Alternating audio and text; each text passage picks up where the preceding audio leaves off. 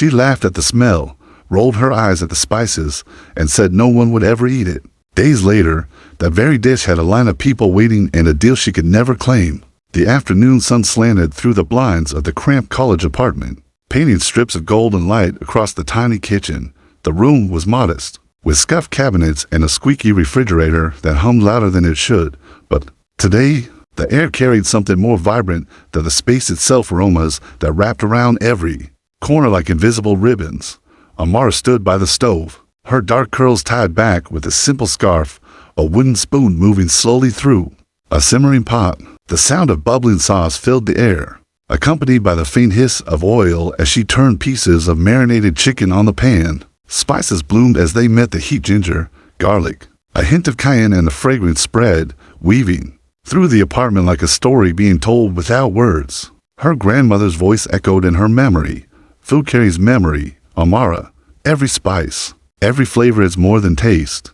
It's history, it's love. She could almost see the old kitchen back home, her grandmother's hands moving with the same rhythm, teaching her that recipes were not just instructions, but inheritances. Amara smiled faintly as she stirred, humming a tune she barely realized was on her lips. At the counter, Chloe sat hunched over her phone, long legs crossed carelessly, scrolling with the kind of detached boredom that seemed to define her. Her nails clicked against the screen as her brows furrowed and lifted in turns at whatever flashed before her. The smell in the kitchen had grown thick, rich, comforting, but Chloe wrinkled her nose as though it were an inconvenience.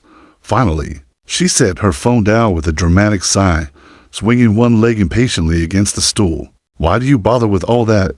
she said, her tone laced with mockery. Her voice, sharp and careless, cut through the warmth of the kitchen. "It smells too strong. Honestly, nobody eats that kind of stuff here." The words hung in the air, heavier than they had any right to be. Amara's spoon paused mid-stir, just for a fraction of a second. She didn't turn to face Chloe right away.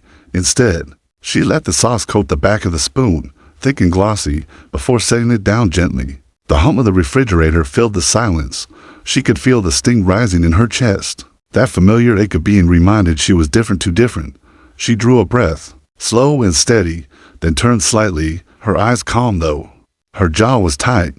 "It's just dinner," she replied softly. Her voice carried no edge, no retaliation, only a quiet steadiness, as if her dignity itself had spoken for her. Chloe gave a short laugh, tilting her head back with exaggerated disbelief. "Dinner? More like, I don't know, a science experiment. Look at all those spices. I can smell it from the living room. Normal food doesn't need all that." She reached for her soda, popped the cap, and took a loud sip as though to punctuate her disdain. Amara turned back to her pot, letting Chloe's words dissolve into the air. Her hand trembled slightly as she reached for a pinch of dried herbs, but her motion soon steadied. She knew this recipe, every step engraved in her memory like a map. Her grandmother's kitchen had taught her patience, and patience, she reminded herself, was more powerful than pride. The sauce bubbled, thick with tomatoes and peppers, the scent deepening into something intoxicating. The chicken sizzled as she laid it back into the pan, letting the flavors marry together. With each movement, she built not just a meal, but a small rebellion against the dismissal sitting across from her. The afternoon light shifted, catching Amara's profile in a soft glow. Her eyes, though focused on the task, held something beyond the present moment, something Chloe could never name, something rooted and unshakable. Seriously, Chloe continued, still half laughing, as though she could not bear to let silence win. "You could just order a pizza. You know, it's cheaper, faster, and people actually like it. I don't know why you waste your time." Amara didn't look up this time. Her spoon scraped gently against the pan, her motions deliberate. She let Chloe's words pass, like smoke drifting out of an open window. Inside, though, she felt the heaviness of every syllable. She remembered times at school when her lunch had earned stares, whispers, even cruel laughter. And here it was again, someone dismissing not just her food, but the roots it came from. But instead of answering, Amara hummed again, a quiet melody, rising and falling with the rhythm of her cooking. The sound was soft, almost fragile, but it held within it a strength Chloe could not hear, a strength Amara herself could not always name. The room smelled of home now, of love, of history, of defiance dressed as simplicity. The golden sunlight lingered on the counter, catching on the rim of the pot as steam curled upward. Chloe's laughter eventually faded back into the clicking of her phone, while Amara's spoon continued its steady path through the sauce dot. In that moment, the world sat in the same kitchen, one that dismissed and ridiculed, and one that created, remembered, and endured. And though Chloe could not yet see it, the very thing she mocked would soon become the center of a story neither of them could have imagined. The wooden spoon moved in slow, steady circles, tracing invisible patterns in the simmering sauce. Amara's voice, barely above a whisper, hummed an old tune that her grandmother used to sing while working in the kitchen.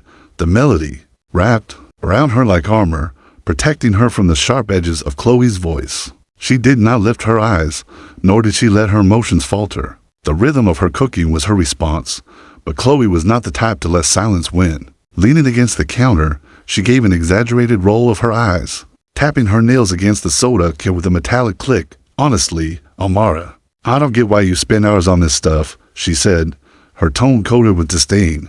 Real food doesn't need all those powders or whatever. Pizza, burgers, fries, that's what normal people eat.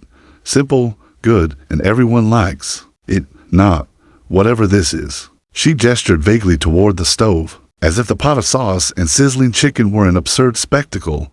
The words cut sharper than Chloe realized.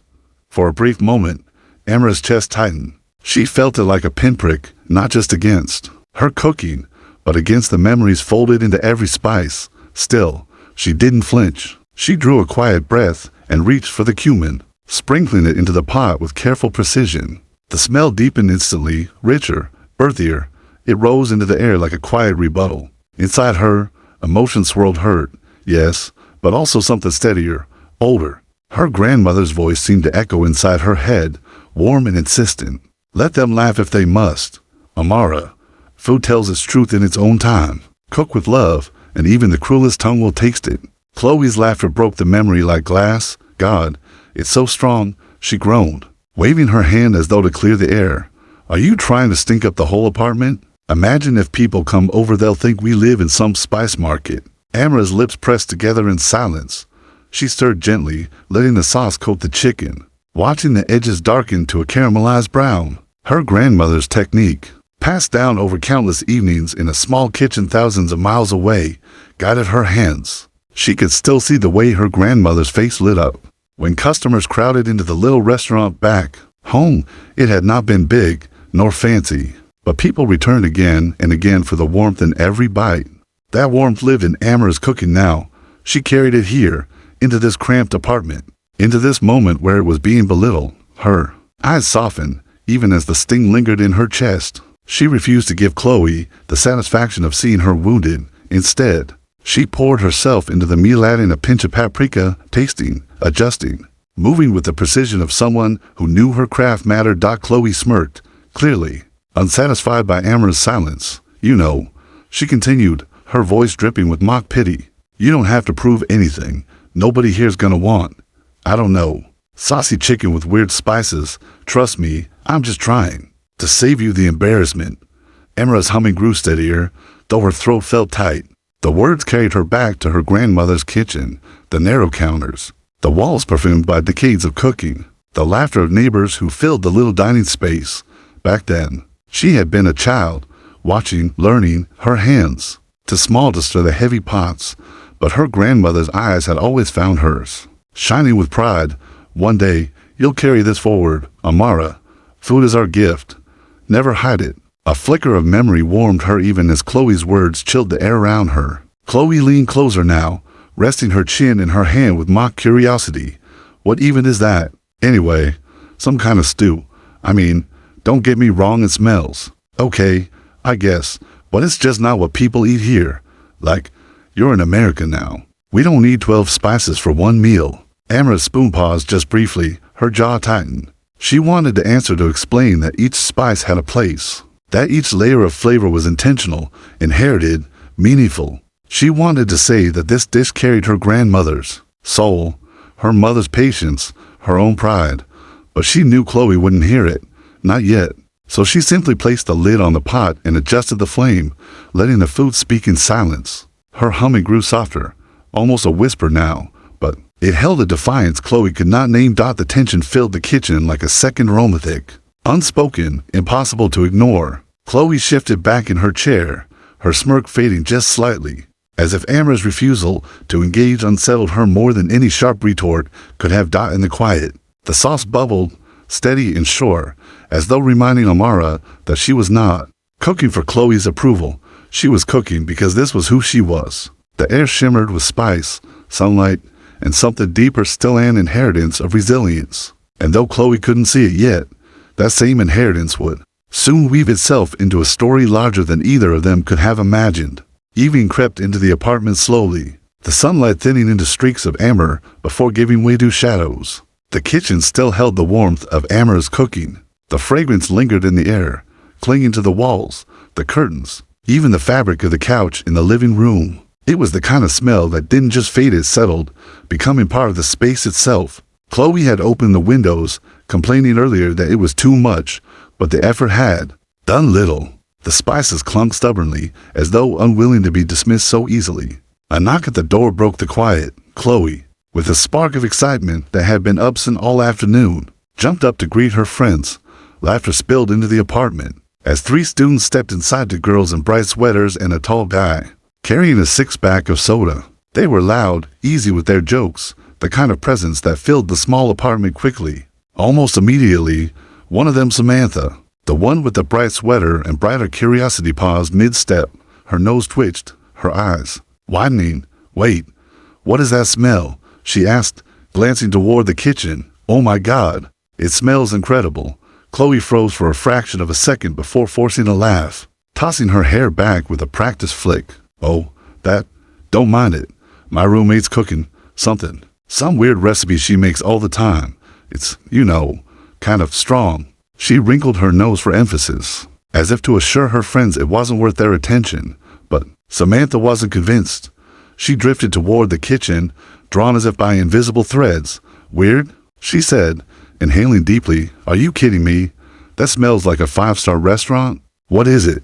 Behind the stove, Amara looked up, her wooden spoon hovering above the pot. She hadn't expected visitors tonight, much less strangers interested in her food. For a moment, she hesitated, unsure if she should speak. The tall guy, Marcus, leaned over Chloe's shoulder, sniffing the air with exaggerated appreciation. "Damn, Chloe, you didn't tell us you lived with a chef." His grin was easy, genuine, and it made Chloe's forced smile falter.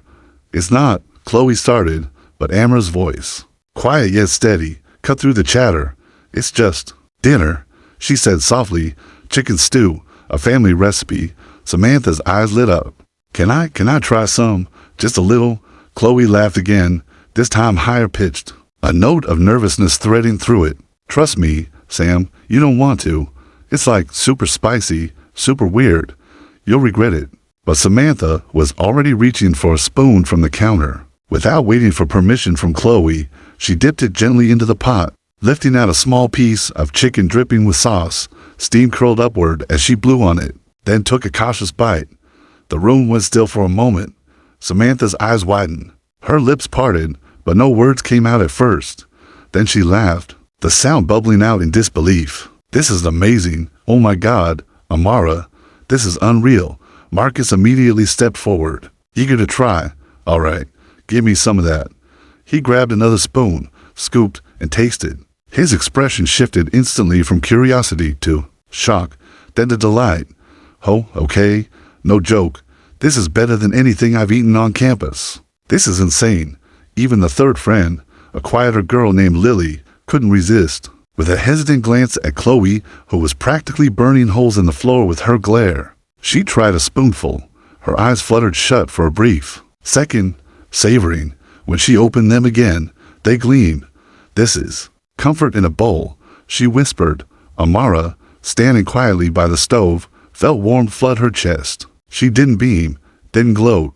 Instead, a small smile touched her lips, subtle but unshakable. She bowed her head slightly, murmuring, "Thank you," as she adjusted the flame, as though the compliment had been a passing breeze rather than the storm it truly was.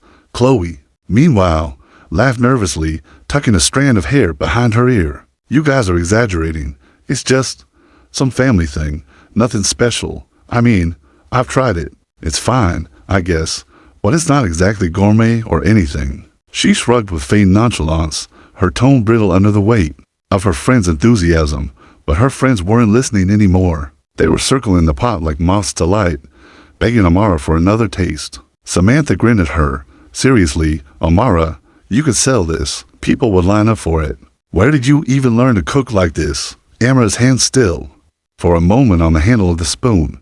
Her eyes softened as the memory rose again. Unbidden yet welcome, her grandmother's small restaurant, the clinking of dishes, the low hum of voices filled with satisfaction, the glow of the lanterns strung across the doorway, the way her grandmother would whisper in her ear, "One day, this will be yours." "I learned from my grandmother," Amara said finally, her voice gentle but steady. She owned a restaurant. Back home, small place, but people loved it. "I guess I just grew up in the kitchen with her." Her friends nodded, their admiration genuine, their curiosity growing with every word. Chloe, standing to the side, felt a pang of something sharp in her chest, envy, discomfort, maybe both. She forced another shrug, another laugh, as though to brush it off. "Well, don't get used to it. She doesn't cook for anyone but herself." But even as she spoke, the truth sat heavy in the air.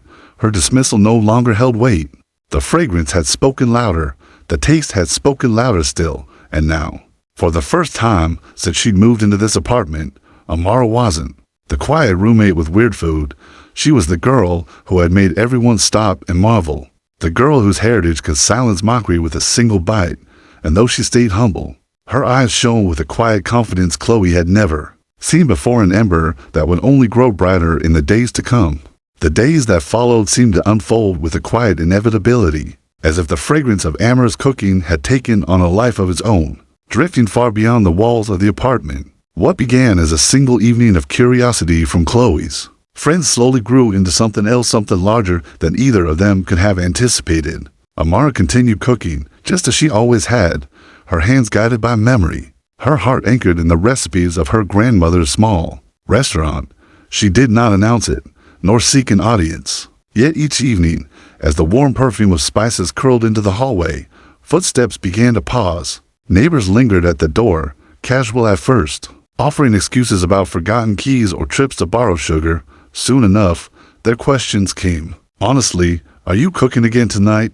Could I maybe try a little?" Word spread the way secrets do, quietly but persistently, until everyone knew Dot by the second week. Classmates Amara barely recognized began dropping by with paper plates and eager smiles. A group of students who lived across the hall started timing their visits to coincide with her meals. Someone even brought containers, shyly asking if she had any leftovers, and every time, Amara obliged with quiet grace. She did not turn anyone away. She ladled out small portions, her eyes warm but never boastful, as though generosity itself was part of the recipe. Each spoonful carried not just flavor, but welcome. Chloe noticed Dot at first. She tried to dismiss it, rolling her eyes whenever another knock came at the door. "They're just being polite," she told herself. "They'll get bored of it." But the knocks didn't stop. They multiplied. The laughter in the living room grew louder, the compliments more effusive. "This is insane," someone exclaimed one evening, mouthful of Amara's food.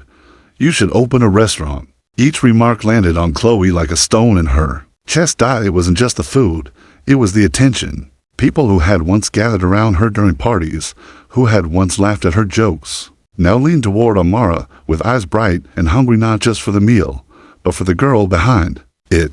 The quiet roommate she had dismissed as background noise had somehow become the center of every room. Chloe began to watch more closely. She lingered in the kitchen when Amara cooked, pretending to scroll through her phone, but stealing glances at the way Amara's hands moved, measured, precise, graceful. She noted the spices lined neatly in jars, the careful layering of flavors, the unhurried patience in every step, and with every observation, something unfamiliar coiled inside her, envy, tinged with fascination. One afternoon, as the sun dipped low and bathed the apartment in a honey-colored glow, a sharp knock echoed at the door. Chloe, nearest, pulled it open, ready to wave off another overeager student. But it wasn't a classmate. A woman stood in the doorway, holding a notepad and wearing a wide smile. Her camera dangled from her neck. "Hi there," she said brightly. "I'm looking for Amara. I run a food blog, Hidden Bites. Someone mentioned you have a roommate who makes the most unforgettable cooking on campus." I had to see for myself, Chloe's heart lurched. She forced a polite smile, though her throat tightened around the words. "You ate sure. Come in." The woman stepped inside, her eyes scanning the kitchen like a hunter scenting prey. Amara appeared from the back room, surprised but composed, her apron still tied loosely at her waist. When the woman explained who she was, Amara's expression flickered first disbelief, then a shy, incredulous smile. "I don't know if it's all that," Amara murmured, tucking a curl behind her ear. But the blogger insisted. She tasted a spoonful of simmering on the stove and let out a delighted laugh. "Oh, this," she said, scribbling furiously in her notebook. "This is home in a bowl. Comfort, history, love, it's all here. Do you realize how rare that is?" Chloe stood frozen by the counter, her nails digging into her palm. The praise she had once expected for herself, effortless, automatic, now belonged to Amara. Spoken by strangers with an awe Chloe had never inspired, the blogger snapped photos, asked questions, even suggested featuring Amara in an upcoming article. Amara listened quietly, humility radiating from her every nod, though her eyes shone with something Chloe had not seen before: recognition. The kind that comes when the world finally notices what you've carried all along. That night, after the blogger left, Chloe lingered in the kitchen longer than usual. She leaned against the counter, arms folded, watching Amara wash the dishes with her usual calm rhythm. "So," Chloe began, her tone light, almost casual, "your grandmother taught you all this, right? The recipes, the everything." Amara glanced at her, then back at the suds. "Yes, she had a restaurant back home, small, but everyone loved it. She used to say food was her way of giving people joy. I guess I'm just carrying that forward." Chloe nodded slowly, masking the churn inside her. Her voice came out breezy, though her stomach nodded. "Interesting. I mean, you could do something with that, you know, like, if you ever wanted to." Her words trailed off into the quiet. Amara smiled faintly, but said nothing more, her focus returning to the dishes, to the simple rhythm of her work. But Chloe's mind was not quiet. Beneath her feigned curiosity, her envy was sharpening into something else, something more dangerous. The attention Amara had earned so effortlessly was slipping like water through Chloe's hands. And though she didn't yet know what she would do, one thing was certain: she would not stand by and watch her roommate's light eclipse her own. The weeks rolled on, and Amara's kitchen became something of a legend on campus. Her cooking was no longer just a curiosity, it was a magnet. Each night, students gathered in the apartment like pilgrims, eager for a spoonful of warmth that no cafeteria tray could offer. And Chloe, always watching from the sidelines, felt her chest tighten each time someone praised Amara. What had started as irritation was now full-blown envy, heavy and suffocating. She told herself it wasn't fair. Amara hadn't asked for any of this attention, hadn't tried. It had simply fallen into her lap, while Chloe had always had to claw for every scrap of admiration. One night, after yet another chorus of Amara, "This is incredible," Chloe's eyes burned as she stared at her phone. She scrolled past old photos of herself at parties, smiling wide, always at the center. It felt like a different lifetime. Now, people came not for her, but for the roommate she'd once dismissed. That's when the idea struck her sharp, gleaming, irresistible. The next day, she texted an old friend, Daniel, who studied marketing and had been dabbling in small startup projects. "I have an idea for you," she typed, her fingers trembling with adrenaline. "Something big. We should meet." When they sat down at a cafe later that week, Chloe leaned across the table, eyes bright with faint excitement. "Listen," she said, lowering her voice as though confiding a secret. "I've been working on this food concept. Homemade meals, real flavors, stuff people can't get anywhere else on campus. It's already getting attention. I think it could be huge." Daniel raised an eyebrow, intrigued. "Interesting. What's the hook?" Chloe smiled thinly. "The recipes. They're unique, unforgettable. I've been developing them, and people are going crazy for them. I was thinking, why not turn it into a business, a delivery service, maybe even a pop-up restaurant?" Daniel's curiosity sharpened. "Do you have samples? I need to taste this food myself before I get behind it." Chloe's stomach dropped for a split second, but she recovered quickly, plastering on confidence. "Of course," she said smoothly. "I can arrange that. You'll be blown away." The arrangement was easy enough. Amara was cooking again 2 nights later, and Chloe casually invited Daniel over, pretending it was just a friendly drop-in. Amara as always, welcomed him kindly. She set another plate at the table, ladling stew and rice with her usual grace. Daniel tasted the first bite, and his expression shifted almost instantly. His eyes widened, then closed briefly as though the flavors demanded silence. When he opened them again, his voice was reverent. "This," he said, pointing at the dish, "is extraordinary. Who made it?" Chloe opened her mouth, ready to claim it, but Amara spoke before she could. "I did," she said simply, with no hint of boastfulness, only truth. Daniel blinked, then broke into a grin. "You're kidding. This is yours? Amara, this is insane. This is the brand, the face. You're sitting on a gold mine."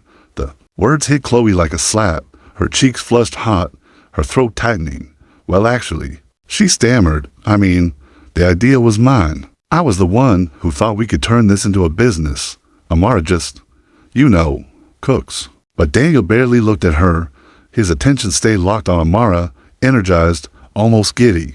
"No, this is the idea. The food is the brand. Without her, it's nothing." He leaned forward, his voice quick with excitement. "Amara, we could build something real. I can help you with the business side, marketing, logistics, everything. You be the star. People will line up for this." Amara froze, her spoon hovering midair. She hadn't imagined anything like this. Cooking had always been love, heritage, comfort, not ambition, yet in Daniel's eyes, she saw a possibility unfolding like a map she had never dared to read. Chloe's nails dug into her palm under the table. "Hold on," she said sharply, forcing a laugh that sounded brittle. "Don't get carried away. Amara's never even thought about this. She's not business-minded. That's where I come in. I should be." But Daniel interrupted, smiling at Amara with conviction. "No, it has to be her. She's the story. She's the talent. Without her, this doesn't work." Chloe's words died in her throat. The room tilted around her, every sound muffled except the pounding in her ears. She wanted to protest, to insist, but it was useless. She could see it already, the way Daniel's eyes lit up only for Amara. The way the others had praised her food as if it were magic. Chloe wasn't part of this narrative. She was an outsider, watching the spotlight shift irrevocably. Amara's cheeks flushed as Daniel spoke of contracts, pop-ups, partnerships. The hum of possibility filled the room. Chloe sat rigid in her chair, her smile frozen. Her heart had not of fury and humiliation. It was almost unbearable, the irony. She had been the one to mock the food, to wrinkle her nose and call it strange. She had been the one to tell Amara nobody would eat it. And now, here she sat, sidelined, forced to watch as that very food became the key to Amara's rising future. The deal was not finalized that night, but the shape of it was clear. Daniel left with promises to draft a proposal, his excitement still buzzing. Amara stood quietly at the sink afterward, her hands trembling slightly as she washed dishes, as if she still didn't believe what had happened. And Chloe sat, in silence, her reflection dark in the window pane. Once, she had laughed at Amara's cooking, dismissing it as worthless. Now she had to swallow the bitter truth. The dish she had mocked was the very thing that had left her irrelevant in her own home. The apartment felt different in the days that followed. It was as though the air itself had changed, no longer weighed down by dismissal, but lifted by possibility. Amara still cooked at the same stove, still hummed the same quiet tunes, still used the same warm wooden spoon, but now there was a spark beneath it all. A sense of forward momentum she could no longer ignore. Daniel kept his word. Meetings followed, first in coffee shops, then in borrowed classrooms, and finally in spaces where real contracts were discussed. Each time, he introduced Amara as the talent, the face, the one who would carry the brand. And though she blushed and tried to hide behind humility, there was no denying the truth. Her food had spoken for her louder than she ever could. Chloe was present for some of these conversations, sitting stiffly in the corner, her smile brittle. She couldn't bear to miss them after all. It had been her idea to pitch it in the first place, but every word seemed to press salt into her wounds. She watched as Daniel and Amara talked through possibilities, their energy sparking like kindling. She had wanted to be at the center of this, but she was fading to the edge, a shadow at the periphery of Amara's growing light. One evening, after Daniel left with yet another notebook full of plans, Chloe lingered in the living room. Amara was cleaning up, stacking dishes into the sink, her movements calm and deliberate as always. Well, Chloe said, her voice tight. Congratulations. I guess you're officially a big deal now. Her words carried the shape of praise, but the hollowness inside them was unmistakable. The envy clung like smoke. Amara turned, drying her hands on a towel. For a moment, her gaze lingered on Chloe, steady and thoughtful. She could have reminded her roommate of every mocking word, every sneer, every laugh that had once tried to belittle her food. She could have claimed victory and left Chloe to stew in her own bitterness, but she didn't. Instead, she smiled faintly, a smile that carried no triumph, only grace. Thank you, Chloe, she said softly. I know you don't mean it fully, but still, thank you. You know, if you hadn't dismissed my cooking, I probably would have kept it to myself. I wouldn't have shared it with anyone. In a strange way, you pushed me out of hiding. Chloe blinked, caught off guard. As she faltered, words slipping like sand between her fingers. She hadn't expected forgiveness. Amara continued, her tone even, her eyes clear. You reminded me what my grandmother used to say, that food tells its truth, whether people accept it or not. I stopped being afraid to let others taste it. And look where it led. She placed the towel down gently. So, thank you, truly. Chloe looked away, her throat tightening with something she refused to name: shame, perhaps, or regret. The envy didn't vanish, but it shifted, heavier now, tempered with a bitter self-awareness. She had been the one to laugh, and now she was the one left behind. Weeks later, Amara's life began to change in ways she hadn't dared to dream. With Daniel's help, she launched a small catering line from their apartment kitchen. What began with neighbors and classmates expanded into orders from professors, local events. Even small businesses nearby dot the kitchen that Chloe had once complained. Smelled too strong became the beating heart of a venture that hummed with energy. Pots simmered late into the night. The counters lined with neatly packed containers waiting to be delivered. The apartment was filled with the sounds of phones buzzing, doors knocking, voices praising. Amara remained steady through it all. Each dish she prepared carried the same love, the same attention, the same echoes of her grandmother's small restaurant. She would pause sometimes, letting the scents rise, and imagine her grandmother smiling, proud, whispering, "You carried it forward, Amara, just as I knew you would." Chloe lingered at the edges, watching. Sometimes she helped begrudgingly fetching containers, answering a knock, scribbling names on bags, but the glow wasn't hers, and she knew it. People came asking for Amara, not her.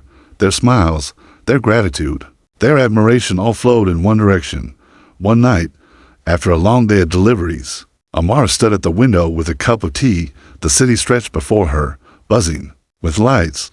She thought of how far she had come from that first night, when Chloe had laughed and told her nobody would eat her food. She thought of every doubt, every whispered mockery, every sting that had once threatened to silence her. And now, here she was turning those same recipes into something that carried her forward. Her reflection in the glass looked calm, almost serene.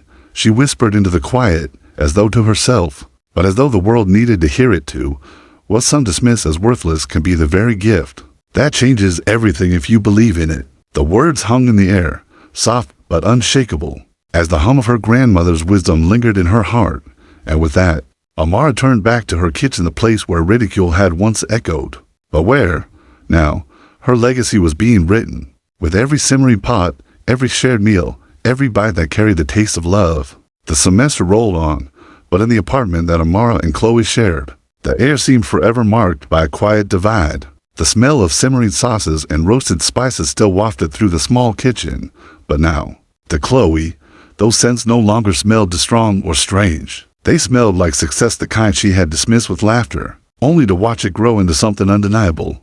Amara's catering venture blossomed week by week. Students placed orders in groups, professors whispered about the girl who makes magic from her grandmother's recipes, and local community centers invited her to cook for small gatherings.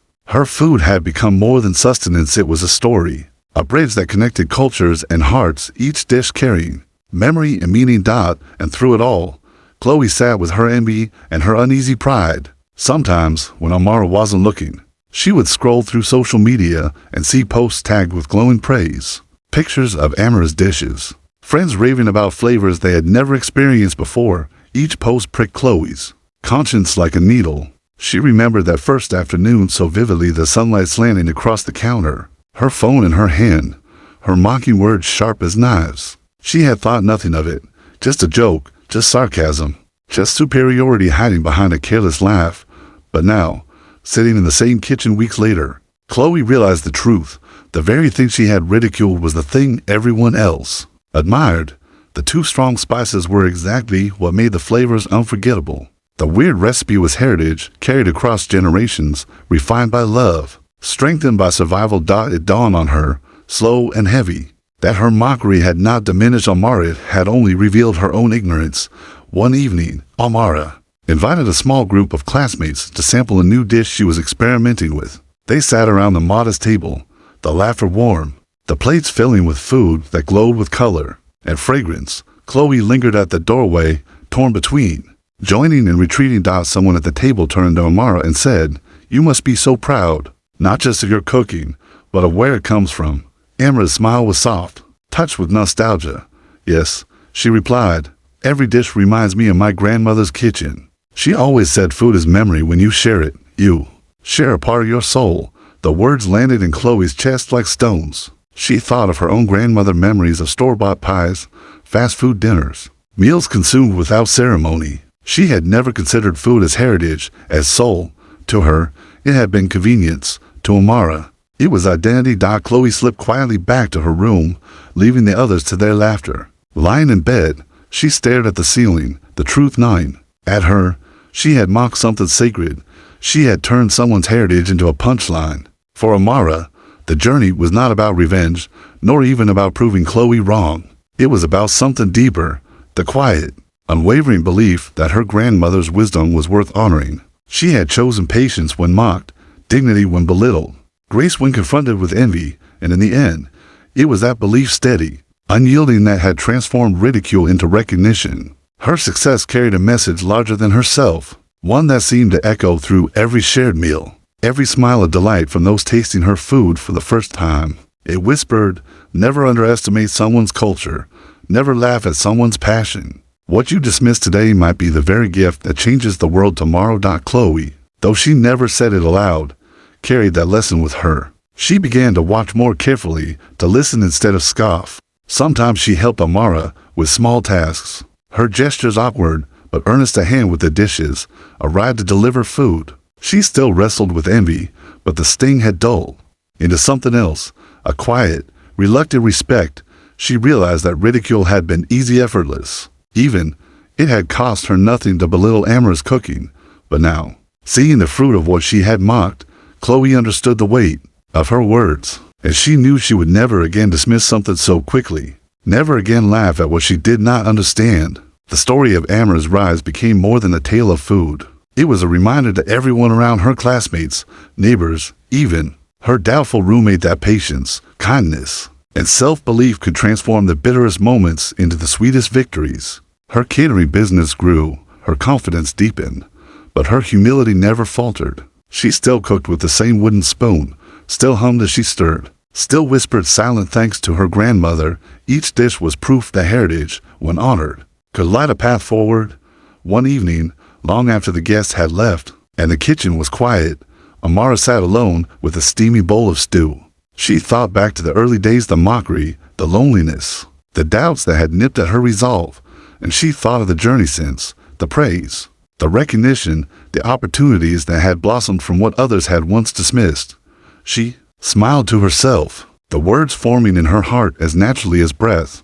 What some ridicule as worthless can become the very thing that transforms a life if you hold on to it with patience, grace, and belief. And in that truth, the kitchen once, the place of Chloe's laughter glowed not with ridicule, but with legacy, resilience, and hope.